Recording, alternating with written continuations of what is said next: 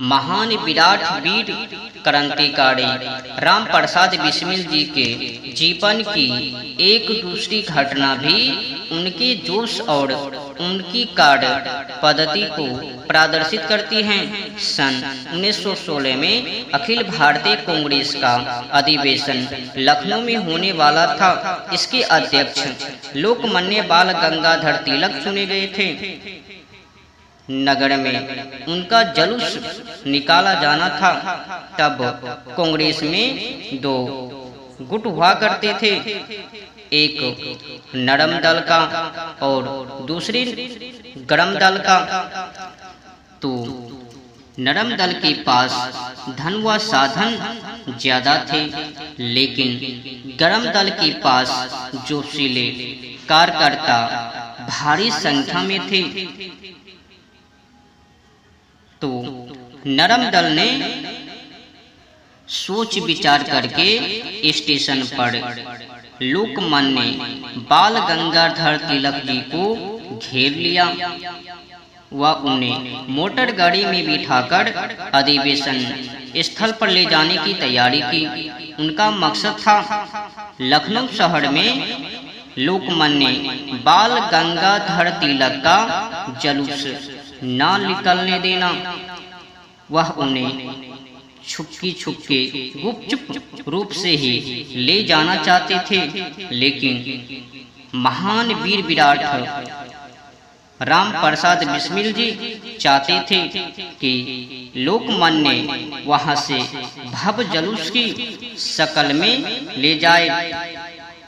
लिहाजा महान विराट वीर क्रांतिकारी पंडित राम प्रसाद बिस्मिल जी उस मोटर गाड़ी के आगे ही लेट गए जिसमें लोकमान्य तिलक को ले जाया जा रहा था। इसका नतीजा यह हुआ है कि मोटर गाड़ी को वही रुके रहना पड़ा। तब तक गरम दल की भीड़ जमा हो गई। लोकमान्य तिलक को फिर मोटर गाड़ी से उतारकर एक सजे हुए रथ में बिठाया गया, जिसे घोड़े के बजाय आदमी खींच रहे थे। ऐसा था देश प्रेमी महान विराट क्रांतिकारी। तो उस जुलूस का लोगों पर व्यापक प्रभाव पड़ा। लखनऊ अधिवेशन में गरम दल के लोगों का वर्चस्व रहा, किंतु राम प्रसाद बिस्मिल जी को गरम दल की नीतियों से भी सहमति नहीं थी। अतः उन्होंने क्रांतिकारी का मार्ग चुना। असाधारण कवि बेस्ट गान को गाया। सरफरोशी की तमन्ना अब हमारे दिल में है, देखना है जोड़ कितना बाजू एक कातिल में है। एक क्रांतिकारी का कविता हुआ करता था, गाया करता था अपनी हौसला को बुलंद करने के लिए। तो इस प्रकार के अनेक गीत उन्हें के रचे हुए हैं, जो क्रांति वीरों की जिह्वा पर दर्ज रहते थे और आज भी देशभक्ति या चुनौती के रूप में गाए जाते हैं। उनका व्यक्तित्व इस मामले में निश्चय ही विरोधाभासी था कि एक ओर तो वह क्रांतिकारी की राह पर जान हथेली पर लिए घूमते थे और वही दूसरी ओर नाजुक हृदय भी थे, क्योंकि कोई भी इंसान नाजुक हृदय का स्वार्थी हुए बिना कविता नहीं लिख सकता। वह असाधारण प्रतिभा के कवि थे और देश प्रेम उनके व्यक्तित्व का सबसे मुखर पहलू था। तो महान वीर क्रांतिकारी राम प्रसाद बिस्मिल जी की फांसी की तारीख 19 दिसंबर 1927 मुकर्रर हो चुकी थी।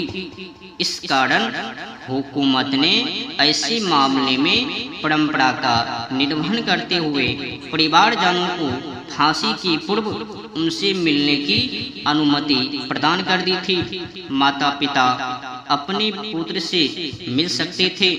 तब क्रांतिकारी दल के कार्यकर्ता शिव वर्मा मुरलीधर जी के पास आए और उनसे प्रार्थना की कि वह भी राम प्रसाद बिस्मिल जी से भेंट करना चाहते हैं।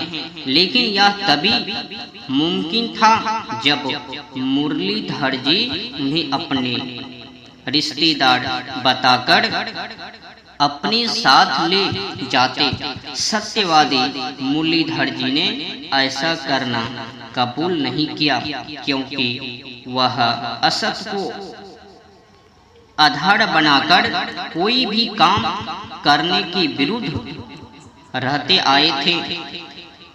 तब हारगढ़ शिव वर्मा बिस्मिल जी की मां के पास गए और मंतव्य स्पष्ट किया।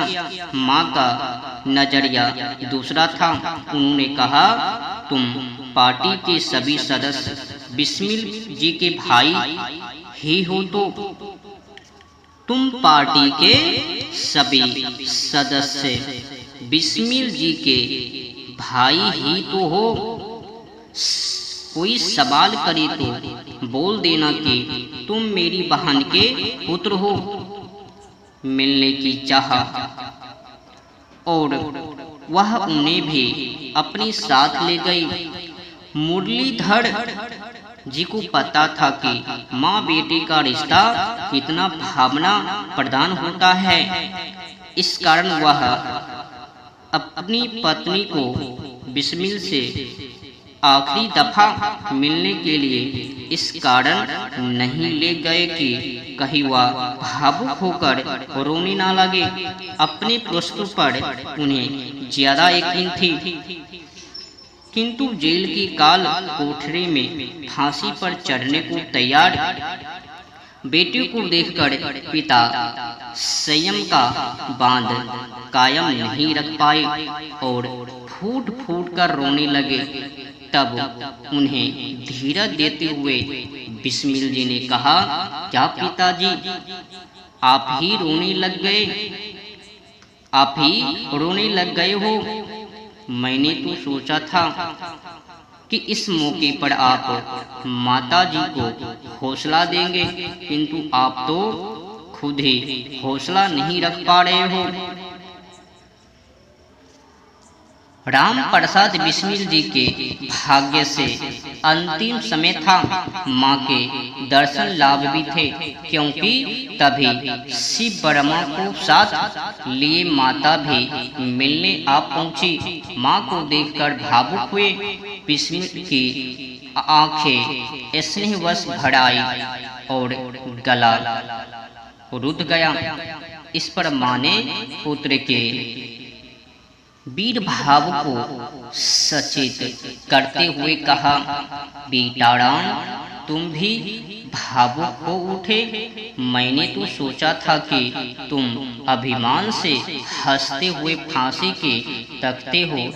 सुमोगो, तुम मातृभूमि की आजादी के लिए अपनी कुर्बानी देने चले हो, फिर यह कायरता का प्रदर्शन तुम किस कारण से कर रहे हो?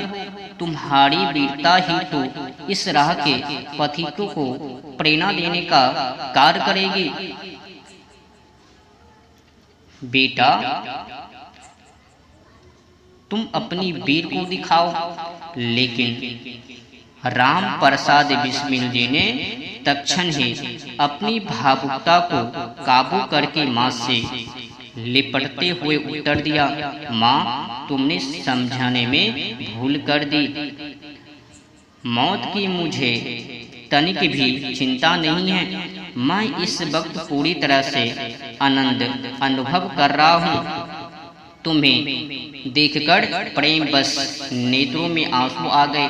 यह पुत्र का धर्म है, हृदय की दुर्बलता नहीं। तुम मुझ में ऐसी कोई कायरता नहीं पाओगे। माँ, जिसके के लिए तुम्हें तनिक भी पछतावा हो। शिव वर्मा को बिस्मिल ने पहचान लिया और उस वक्त भी अपनी पार्टी के विषय में ही कुछ चर्चा की। तब तक मुलाकात का निर्धारित समय भी समाप्त हो गया। समझा जा सकता है कि उस समय राम प्रसाद बिस्मिल जी को और उससे मिलने आए माता पिता व मित्र को किस प्रकार की अनुभूति हो रही होगी। आग की तापिश से फौलाद भी जलता है, लेकिन वह उबलते पानी की भांति प्रलाप नहीं करती। मृत्यु दंड प्राप्त के देश से उसकी आखिरी इच्छा पूछने की परंपरा के अनुसार उनसे भी पूछा गया था। तब 19 दिसंबर 1927 की प्रातः को उन्हें फांसी दी जानी थी। तब हवन करने को प्रवृत्त राम प्रसाद बिस्मिल जी ने इच्छा बताई, ब्रिटिश हुकूमत का नाश हो जाए। फिर उनके द्वारा वेद मंत्र के रूप में श्लोक का उच्चारण किया गया था। विश्वानि देवः सवितर दुरितानि पराशुवः यद भद्रम तन असुव। अर्थात हे सविता देव, सब बुराइयों को हमसे अलग कर दे और जो कुछ भी अच्छा है उससे हमें पूर्ण कर दो। वेद मंत्र का पाठ करते हुए वह फांसी के तख्ते पर चढ़े थे। उनके आखिरी शब्द थे, मालिक तेरी राजा रहे और तू ही तू रहे, बाकी ना मैं रहूं ना मेरी अर्जू रहे। तब तक के तन में जान रगों में लहू रहे। तेरा ही जिक्र या तेरी ही जुस्तरजू रहे, जिसका अर्थ है प्रभु मेरी इच्छा पूर्ण हो और तू ही सर्वोपरि है और मैं और मेरी सभी कामनाएं तुझ में विलीन हो जाए। जब तक शरीर में जान और नाड़ियों में हृदय संचल रहे, तब तक तेरा ही गुणगान और तेरा ही ध्यान चलता रहे। इस भाव को देश और भगवान दोनों के अर्थ में लिया जा सकता है। तो इस प्रकार की आत्मकथा राम प्रसाद बिस्मिल जी का और लोकमान्य बाल गंगाधर तिलक जी का